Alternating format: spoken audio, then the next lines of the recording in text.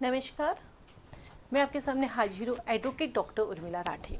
इन दिनों एक बहुत बड़ी समस्या आ रही है। समस्या ये आ रही है कि एक वाइफ होती है, वो अपने हस्बैंड के साथ उसके घर में रहती है, उसका तो ड्यूटी यही। कई बार इसमें ऐसी स्थितियाँ पैदा हो रही है कि वाइफ के साथ जो शादी हुई थी हस्बैंड की, वो झूठ बोल के हुई थी। उनको दिखाया गया था गवर्नमेंट सर्वेंट है, या उनको ये दिखाया था कि वो आउट ऑफ इंडिया में सर्विस करते हैं, लेकिन जब आफ्टर मैरिज पता चलता है कि वो गवर्नमेंट सर्वेंट नहीं है, या फिर वो आउट ऑफ इंडिया वापस जा नहीं पा रहा है, या इन चीज़ों को लेके मतलब काफ़ी झूठ फरेब से शादी होती है।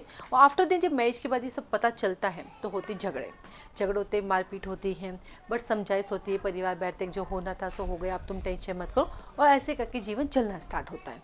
धीरे धीरे समय निकलता है, कभी 6 महीने निकलते हैं, किसी के साल भर निकलता है, किसी के 2 साल निकलता है। इस ड्यूरिंग कई बार 6 महीने में निकलता है, वो अपने पीरियड जाके बैठ जाती है। बट कई बार जो समझौता करने के लिए तैयार है और लॉन्ग टर्म साथ चलना चाहती है, तो वहाँ बच्चे भी हो जाते हैं। इस केस में जैसे जैसे समय आगे बढ़ता है, अब गवर्नमेंट जॉब तो है नहीं, या अमेरिका जा नहीं सकता, आउट ऑफ इंडिया जा नहीं सकता, ऐसे केसेस में धीरे धीरे जब उसका बिजनेस को लॉस होना स्टार्ट होता है, अगर वो अच्छा अर्निंग नहीं कर पाता है या ससुराल से सपोर्ट नहीं मिल पाता है, तो वो इरिटेट होने लग जाता है पति। उसके बाद क्या करता है, वो दारू वारू पीता है, नशा करता है, दोस्तों के साथ घूमता है, और घर आके अपनी पत्नी को मारता है। ये सब चीज़ें जब अगर 2 साल जिसकी शादी टिक गई समझौते से, 2 साल 3 साल, तो बच्चा भी हो ही जाता है। अब बच्चा रोज ये सब देखता है, ठीक है। अब सबसे बड़ी दिक्कत क्या रही, वो महिला 2 से 3 साल अपने ससुराल में रह ली, या 6 महीने वाली तो चलो कोई इशू नहीं है, जिनका 2 से 3 साल हो गया, या एक बच्चा भी हो गया, 2 बच्चे भी हो गए, अब वो चाहती है कि भाई उस घर में नहीं रहे, क्योंकि रोज उसको मारा जा रहा है, पता नहीं किस दिन उसको मार दे, पता नहीं किस दिन उसके बच्चे को मार दे। लेकिन यहाँ उसको घर छोड़ने से पहले जो सबसे बड़ा डर ये है कि ये घर का एक मकान है, ये प्रॉपर्टी है, यदि मैं यही छोड़ के चली गई तो मेरा पति दारू में सब कुछ उड़ा देगा, तो मेरा और मेरे बच्चों का क्या होगा। अब ये समस्या आ गई। एक तो मार से डर के मार न दे, दूसरा डर के अगर मैं चली गई तो प्रॉपर्टी बेच देगा। इस केस में महिला करे तो क्या करे। अब उस महिला के पास क्या उपचार है, क्या रेमेडी है, क्या कोर्ट उसकी मदद कर सकता है, क्या पुलिस उसकी मदद कर सकता है, क्योंकि यहाँ वो दारू से मार रहा है, लेकिन महिला रहना उसी घर में चाहती है, वो पति घूम फिर के रात को तो उसी घर में आना है। तो क्या कानून में ऐसी कोई व्यवस्था है जिससे उस पत्नी को प्रोटेक्शन मिल सकता है।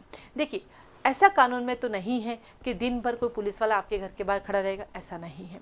इस केस में आपकी सबसे पहले आपका काम क्या है, आपकी खुद की सेफ्टी, आपके बच्चों की सेफ्टी। पैसा चाहिए या जीवन, जीवन चाहिए तो पहले जीवन चूज करो ना।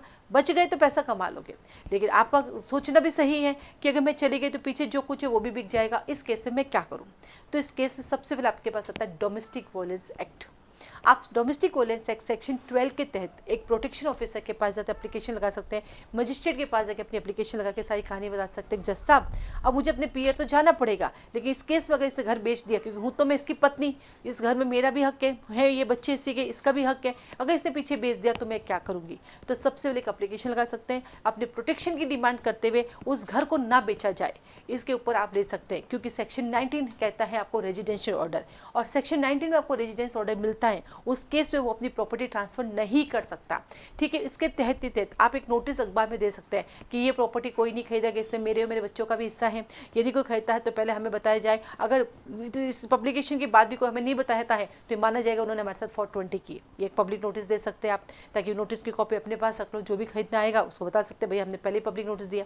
इसके साथ ही साथ आपका जो घर है उस घर के बाद चिपका दो, क्योंकि आपके पति की प्रॉपर्टी आपके नाम की प्रॉपर्टी मानी जाएगी, आपके पति की प्रॉपर्टी आपके बच्चों की प्रॉपर्टी मानी जाएगी। आप एक नोटिस चिपका दीजिए, और जो कुछ भी के उसके अगेंस्ट का कानूनी कार्रवाई कर सकते हैं। ये आपके पास दूसरा उपचार है, क्योंकि आपको आपका बचाव सबसे पहले है, इसलिए आपको अपने पीर झाँक के बैठना पड़ेगा। इससे रोज रोज मार खाने से अच्छा है आपको अपने पीर जाना पड़ेगा, लेकिन इस प्रॉपर्टी को बचाने कहिए।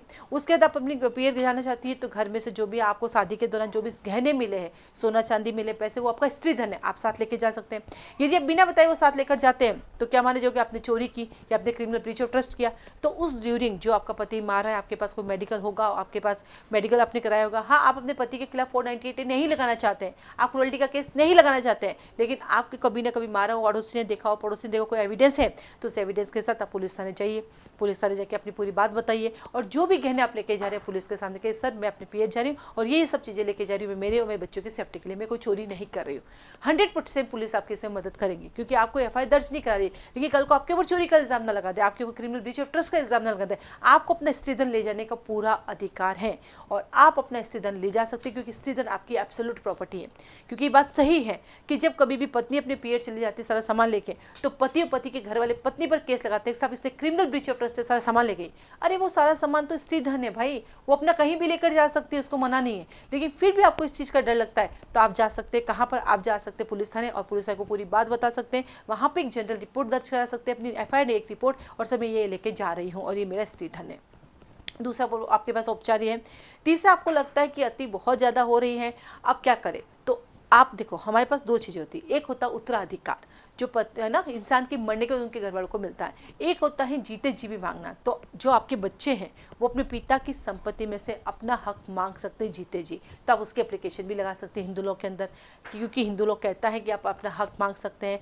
सक्सेशन एक ऐसी चीज़ है जो लिविंग टाइम में भी मांगा जा सकता है, पर्सन के मरने से पहले। जैसे मान लीजिए एग्जाम्पल के लिए, पिता मरता है तो उसका प्रॉपर्टी किस में जाती है? पिता मरता है तो उसकी प्रॉपर्टी उसके बच्चों में जाती है। तो बच्चे पिता के जीवित रहते हुए भी उस प्रॉपर्टी की डिमांड कर सकते हैं, अपना उत्तराधिकार मांग सकते हैं। जो को पार्षनरी मेंबर्स होंगे वो अपना उत्तराधिकार जीवित रहते हुए मांग सकते हैं। तो आप इसकी एप्लीकेशन लगा सकते हैं कि कहाँ जाके फैमिली कोर्ट के अंदर के साहब हमारे पति की प्रॉपर्टी उसमें हमारे बच्चों को भी हिस्सा दिया जाए। उससे क्या हो जाएगा? प्रॉपर्टी सेफ हो जाएगी, क्योंकि वो दारू में, नशे में ना आपका नुकसान ना कर सके। तो इस तरह से आप अपनी रेमेडियल ले सकते हैं। तो ये जस्ट एक सुझाव है मेरी तरफ से, आप ये चीज़ें कर सकते हैं। मैं फ़ोन पे कोई कंसल्टेशन नहीं करती, मैं जस्ट जो भी आपके नॉलेज के लिए वो मैं चीज़ें आपको बता रही हूँ। तो इससे रिलेटेड कॉल ना करें। आप जिस एरिया में रहते हैं उस एरिया में जो एडवोकेट है आप उनके पास जाइए, वो डेफिनेटली आपकी मदद करेंगे। आप उनको जो भी उनकी फीस होती है वो दीजिए, आपकी मदद करेंगे। फ़ोन पे नो कंसल्टेंसी, सुप्रीम कोर्ट ने भी मना करा है, हम भी कहते हैं। हम यूट्यूब पे सिर्फ आपको एक ना रास्ता दिखाने के लिए आते हैं कि आपके पास क्या क्या रेमेडी है और आप अपना कैसे कैसे बचाव कर सकते हैं। ठीक है, तो डरे नहीं, घबराएं नहीं, परेशान नहीं हुए, हिम्मत रख के आप अपने अधिकारों के लिए लड़ सकते हैं। आप सबको नमस्ते। आज के लिए धन्यवाद।